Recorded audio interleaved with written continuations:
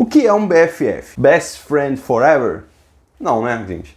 Isso daqui é uma sigla de um padrão de design de software. BFF não significa Best Friend Forever. E também não significa Battlefield Final, alguma coisa assim. Primeira vez que eu vi esse nome aqui, eu achei, pô, algum jogo do Battlefield, um Battlefield Final, sei lá, um Battlefield Fight, alguma coisa assim. Não, gente, não é também isso. É um design de programação, de estrutura de sistemas, tá? Usado para você fazer uma camada especial de back-end. E é um back-end somente feito para um front-end único. Então, BFF não significa Best Friend Forever ou Battlefield Final Fight. Significa, vou botar aqui para vocês, isso daqui é BFF, tá? E como o nome já diz, Back-end for Front-end, é exatamente isso que o BFF é. É um back-end feito para um front-end, tá? Isso é o resumo do resumo. Você vai fazer um back-end específico para um front-end. Só com essa informação aqui, você já poderia terminar o vídeo. Porém, se você quiser aprofundar o seu conhecimento, continua comigo, tá? Deixa um like, né? Se inscreve no canal se você não for inscrito, liga o sininho, aquela coisa toda, deixa um comentário aí, ei Brazilian Dev, tô gostando do conteúdo, dá uma sugestão para os próximos vídeos e vamos seguir com a explicação, para você entender como é que a gente chega nessa situação aqui. Vamos lá, gente. Quando a gente tem um front-end, né, dentro da nossa aplicação, o que o nosso front-end vai fazer? Vou colocar em cores diferentes para vocês ficar mais fácil de entender, né? O cérebro capta melhor. Vou colocar aqui então, vamos supor que aqui tem o nosso front. Vou colocar aqui o nosso front-end, tá? E ele vai se comunicar com o quê? Com o nosso back-end. Vou colocar aqui então, back-end aqui, desse lado de cá. Beleza? E como é que eles se comunicam, né? Por meio de, não somente, tá? Podem haver outras formas, geralmente, maioria dos casos, por meio de requisições e respostas. Então, o front faz uma requisição e o back, ele faz o quê? Uma resposta, né? Response. Isso daqui no padrão REST, né? RESTful APIs, tá? Bom, se você não sabe o que é RESTful API, dá uma pesquisadinha no Google rapidinho. Ah, pô, isso aqui, requisição, padrão de verbos HTTP, aí você tem get, post, put, delete e tantas outras coisas, tá? Beleza, eles vão fazendo essa troca de informações, tá? Só que esse back-end aqui é um back-end único. E aí ele pode ser de diversas formas, tá? Ele pode ser um back-end monolítico, ou seja, um back-end puro, tá? É um sistemão grandão, ou pode ser vários pequenos sisteminhas, né? Pequenos microserviços, tá? Então vamos lá, o que o front-end ele tem, né? Ele tem a parte visual, então a parte visual fica com o front, a parte de aplicação de validação de campos fica com o front também. O que tem mais? Manipulação de eventos também é no front. A parte de... E o front-end também, ele age de acordo com os dados que vêm do back, tá? Então tudo isso o front faz. O back-end faz o quê? Tá? Ele persiste os dados, então coloca lá os dados no MySQL, no MongoDB, faz as persistências de dados para poder trazer esses dados e ser transformados de alguma forma e entregar para o front conseguir manipular os dados. As rotas de comunicação, que são as APIs, né? API. Quem é que faz as APIs? Também é o back que é responsável, né, pelas APIs, tá? O back também é responsável pela construção das APIs, dos endpoints lá, que são as URLs que a gente vai se comunicar, o front se comunica com o back-end. Mas o que? A autenticação da aplicação, o back-end também faz, às vezes o front também faz, mas o mais certo mesmo é o back-end estar responsável pela autenticação. O front ele faz meio que uma porta de entrada ali, mas aqui, ó, quem realmente vai saber se os dados estão vindo para cá, a chamada está vindo e ela é autorizada, né? Ela está autenticada, é o back-end que vai fazer isso daqui, tá? Claro que o front também precisa ter as suas formas de validar e autenticar também, beleza? Então é isso, o front faz isso e o back faz isso. Só que aí, o que acontece, gente? Uma aplicação, ela pode ter a seguinte situação, tá? Onde, vou apagar isso aqui, tá? Vou apagar isso aqui para vocês entenderem uma outra coisa.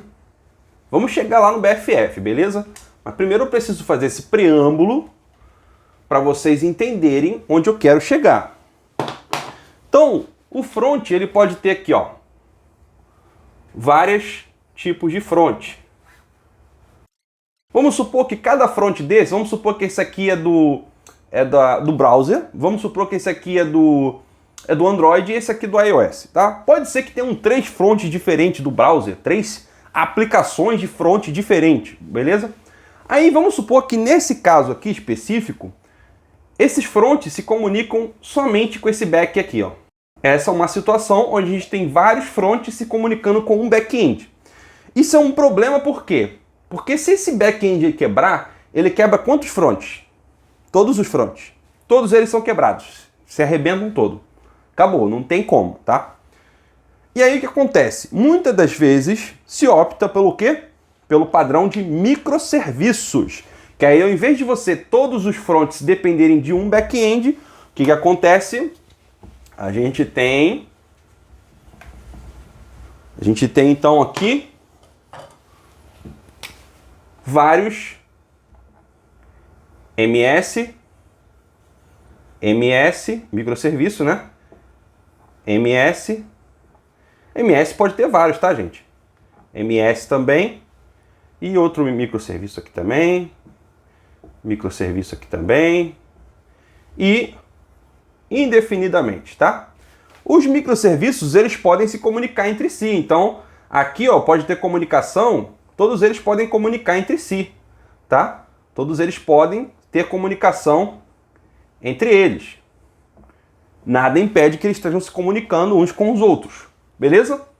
Da mesma forma que um front, ele pode se comunicar com mais de um microserviço. Então, ele vai se comunicar com esse, ele vai se comunicar com esse vai se comunicar com esse aqui, só que também pode se comunicar com esse aqui, também pode se comunicar com esse, tá? Um front ele pode requisitar de mais de um microserviço diferente, os dados.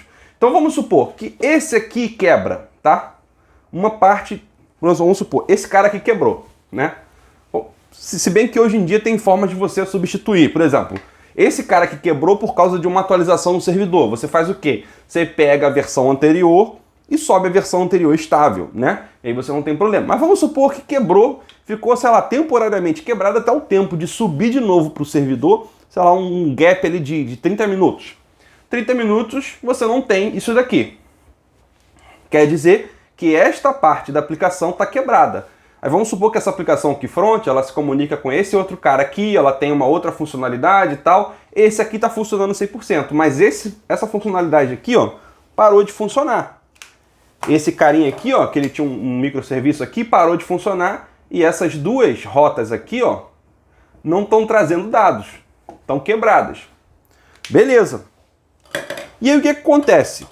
Nessa situação aqui, tá? Nessa situação específica aqui, você ainda tem uma questão. Esses microserviços, eles estão com uma carga ainda de trabalho que, por exemplo, se um microserviço desse aqui, ó, às vezes ele vem, ele passa por aqui, pega um dado aqui, vai nesse outro aqui, pega outro dado, vai nesse outro aqui, pega outro dado, volta e responde para o front 1. Aí, se o front 2 chama ele vai nesse daqui, pega um dado, vai no outro, pega outro dado, volta e responde o 2, beleza? O que está acontecendo? Muita sobrecarga em cima de um microserviço. E aí, o que acontece? Quando a gente tem essa sobrecarga muito grande, tem algumas situações em que é preferível você tirar a carga desses caras aqui, trazer mais para cá, centralizar em um lugar, como se fosse um back-end grande, muitas das vezes. Pode ter microserviço? Pode. Porém, geralmente é assim, um back-end maior, como se fosse até um monolito, tá? E aí, como é que fica? Para poder a gente chegar no final, que é de fato o BFF. É nisso que eu vou chegar agora. Tá? É nisso que eu vou chegar agora. Então, na situação onde você tem muita sobrecarga de trabalho sendo feita nesse meio aqui, com os microserviços, você vai ter o seguinte. Vamos fazer até com a cor diferente aqui, né? Corzinha diferentinha. colocar aqui, ó. Ah, o nosso BFF vai ficar aqui, ó. Então aqui, o que acontece? Eu vou fazer com cor, né? Vou colocar verde. O back-end vai ser aqui, ó. O nosso back-end vai ser isso tudo aqui. Aí aqui tem banco de dados. O nosso banco de dados aqui. Tá horrível esse desenho aqui, né? Tem banco de dados, tá? Tem comunicação com a AWS. Ou sei lá, enfim, N coisas você pode fazer. Tem fila SQS da AWS. SQS não, SQS SQS é fila, SNS. Isso eu tô falando da AWS. Pode ser da Azure também, pode ser qualquer coisa de ligado a cloud, beleza? Tudo que está ligado a back-end, persistência de dados, enfim, a parte mais bruta, onde faz muito mais processamento, fica aqui nesse back-end. E aí o que acontece? O front ele vai comunicar direto com esse back-end? Não, isso é o início que eu falei, que é a forma como eram feitas as coisas antigamente. Ainda são feitas assim, tá? Tem lugar que é feito desse jeito aqui. Não tô falando também que é uma regra isso daqui não, tá? Mas é um tipo de design que existe hoje, é o back for frontend. O que vai acontecer? A gente vai ter uma parte aqui no meio, ó, que vai se chamar BFF, o nosso back for frontend. Vai ter um outro BFF. E aqui vamos ter um outro BFF. E o que esses caras fazem? Eles fazem justamente a preparação, eles fazem como se fosse um jogador de meio de campo, o cara que recebe a bola e sabe para onde passar. Ele não é um chutão do goleiro pro atacante. Vamos supor isso, tá? Que você gosta de futebol, você vai entender. Esse cara aqui é como se fosse um meio de campo, um jogador, né, um camisa 10, ali um camisa 8, um volante que vai para frente. Esse cara aqui é um cara que vai preparar o dado, manipular ele e levar ele, ó. Então ele vai vir daqui do front, né? O front manda para cá. Vou colocar preto, né? Tá vindo do front, vou colocar em preto, beleza? Vamos colocar assim, ó. Tá vindo do front. Tá vindo do front, é preto. Para poder ficar de acordo, né? As cores ajudam a gente a aprender. Vocês não sabem o poder das cores. As cores têm um poder enorme no nosso cérebro. Então, ó, o front está vindo para cá e agora chegou aqui no BFF, o BFF vai vir para o back-end trazendo a requisição. Se tiver alguma coisa no BFF, às vezes o próprio BFF ele também pode ter o próprio banco de dados. As informações podem ficar guardadas. Você pode usar, por exemplo, tá? Um servidorzinho, um cachezinho aqui. Você pode usar um Redis da vida aqui, ó. Se bem que o Redis agora tá em baixa, né? Isso daqui é um servidorzinho de cache, é tipo um banco de dados, tá? Um banco de dados não relacional, NoSQL, só que ele é de cache. Então, às vezes, tem alguma coisa, vou colocar aqui o terceiro Redis, pode ser que esse aqui, o último, não tenha. Vamos supor que esses dois tenham e esse aqui não tenha, não precisa, tá? Então, vamos supor, tem alguns que vão usar um Redis, tem outros que não. Pode ter um MongoDB? Pode. Esse BFF pode ter um MongoDB também. Não nada impede que esses backends aqui, eles tenham o seu próprio banco de dados, tá? Eles podem ter o seu próprio banco de dados, pode ter um Redis de cache, pode ter, enfim, comunicação com a AWS também. Às vezes tem coisas que eles podem fazer para evitar de sobrecarregar o back-end, tá? O back-end principal.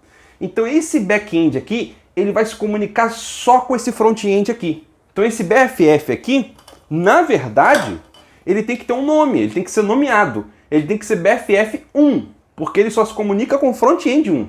Se esse front-end 2 mandar alguma coisa para cá, esse cara aqui não tem nem que conhecer. Se esse front-end 2 mandar para cá e o BFF1 responder, então isso daqui é outra coisa. Isso daqui já não é BFF mais. BFF ele tem que responder a um front-end único, beleza? Claro que esse front-end aqui pode ser uma aplicação grande, com várias páginas e tal, mas ainda continua sendo um front-end único. Porque é a divisão do limite desse front-end para esse outro front-end, a sua organização vai ter que fazer, o seu time, o seu arquiteto, tá? Mas, na teoria, o seu front-end 1, tá? Delimitado ali pelo seu time, ele só se comunica com o BFF1. Esse 1 aqui, gente, pode ser qualquer nome, tá? Vamos supor, BFF do, sei lá, da loja física, tá? BFF da loja física, front-end da loja física. Front-end da loja, sei lá, da loja de estrangeira. Vamos supor, tem uma loja somente estrangeira, você só vende pro gringo. Front-end da loja do gringo, não tem nada a ver com a front-end brasileira e tal. Aí você vai ter um BFF2, que vai ser o BFF da loja gringa. Vamos supor, um front-end somente de Android, não tem nada a ver, é feito, por exemplo, em Kotlin, tá? O React Native. Vai ter um BFF só para as telas, as informações que tem no front. Porque às vezes o que esse cara faz aqui, ele não consegue atender o que o front 2 faz. Ele até às vezes tem os acessos, conseguiria fazer as mesmas coisas que o front 2 faz, só que iria perder o significado do BFF, que é o quê? Simplificar, deixar as informações menos acopladas possíveis e ter o mínimo de responsabilidade por back-end. No caso, isso aqui é como se fosse um mini microserviço. Um microserviço só para um front-end. Então, o nosso BFF é isso. Ele está se comunicando com um front único e ele se comunica com o back, o back principal da aplicação, que, por sua vez, quando ele recebe a requisição, ele faz lá as suas operações e retorna, tá? Vai retornar lá, ó. Vai retornar para o BFF, que por sua vez retorna para o front 1. Também retorna para cá, para o BFF2, e retorna para o BFF3, que por sua vez eles vão retornar também para os seus respectivos fronts, tá? Dessa forma, a gente tem a separação do que era macro, do que era muito grande, tá? Em pequenos back-ends pequenininhos, para fronts específicos. Dessa forma, a gente conseguiu aqui destrinchar o que é um BFF. Ficou claro? Tem alguma dúvida? Surgiu alguma coisa aqui que você acha que poderia ter sido falado no vídeo? Deixa nos comentários. Se você tiver alguma sugestão para um outro vídeo, de alguma explicação que você queira que seja feito no quadro, com essas coresinhas bonitinhas e tal, aquela coisa toda, manda também nos comentários, me chama no direct lá do Instagram. Espero que tenham gostado desse vídeo. Não deixe de assistir esse vídeo aqui, que pode ser que te ajude bastante em qualquer outra coisa que você esteja querendo aprender no mundo de tecnologia. Valeu? Um abraço, até a próxima!